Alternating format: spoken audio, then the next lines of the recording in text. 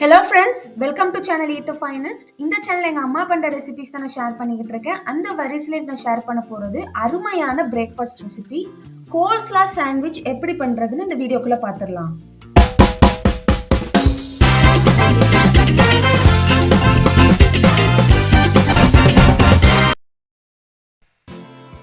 முட்டைக்கோஸ் 1/4 கிலோ எடுத்துக்கோங்க.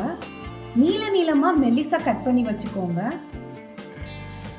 வெள்ளை முட்டைக்கோஸ் கூட சேர்த்துக்கோங்க. கோல்ஸ்லா பண்றதுக்கு குறைஞ்சபட்சம் 3 காய்கறி இருந்தா போதும்.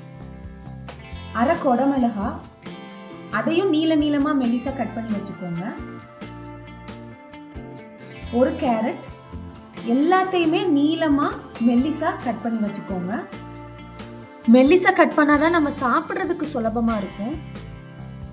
இப்போ நறுக்கி வச்சிருந்த எல்லா காய்கறிகளையும் ஒரு பெரிய பவுல்ல சேர்த்துக்கோங்க. சேர்த்துட்டு அரை டீஸ்பூன் உப்பு சேர்த்துக்கோங்க போதும். சேஷ்வான் சட்னி சூப்பர் மார்க்கெட்ல கிடைக்கும், அது 1.5 டேபிள் ஸ்பூன் சேர்த்துக்கோங்க காரத்துக்கு. எக்லெஸ் மயோனைஸ் 4 டேபிள் ஸ்பூன் சேர்த்துக்கோங்க. அதோட ரெசிபி கீழே லிங்க்ல கொடுக்குறேன், செக் பண்ணிக்கோங்க. இது எல்லாத்தையுமே நல்லா மிக்ஸ் பண்ணிக்கோங்க.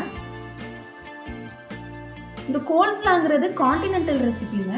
5 ஸ்டார் ஹோட்டல்ல போனீங்கன்னா காலையில காம்ப்ளிமெண்டரி பிரேக்ஃபாஸ்ட்ல இதெல்லாம் வச்சிருப்பாங்க.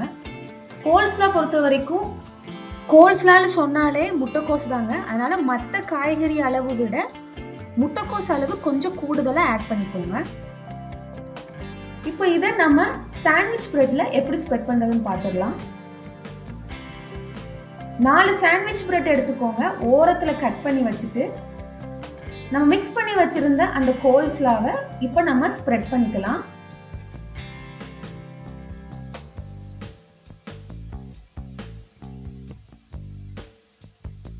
இந்த மாதிரி ஸ்ப்ரெட் பண்ணிட்டு நடுவில் கட் பண்ணி முக்கோணமாக ஸ்கூல் லஞ்சுக்கோ ஆஃபீஸ் லஞ்சுக்கோ ஈஸியாக கொடுத்து அனுப்பி விடலாம்.